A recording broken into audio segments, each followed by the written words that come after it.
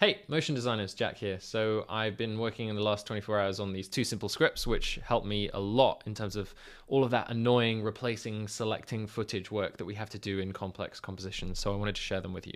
So I've just opened up this old composition here. There's some missing footage items, as you can see. Ignore the expression errors. And I just, first step is I want to select all the missing footage items. Not in here, but in the composition panel. So the first script I worked on was select missing. And you can see now I've got all the missing layers selected. And then the next one, which I really love, is just randomly replace these layers with whatever I have selected in here. So I know I have rows.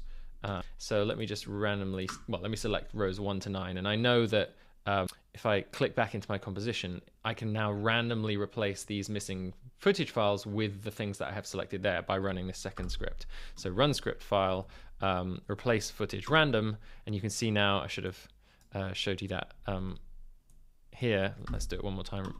Replace footage random. You can see they all get randomly replaced, and I worked quite carefully on how it distributes them. So another use case for this is if you let's say you wanted to create a gallery and you created your grid layout, or you had a huge line of items, but you'd started by adding one PNG and then you duplicated it in a line and you had, let's say, 100 PNGs, right? But it was the same PNG, it's the same footage item, and you've just duplicated it.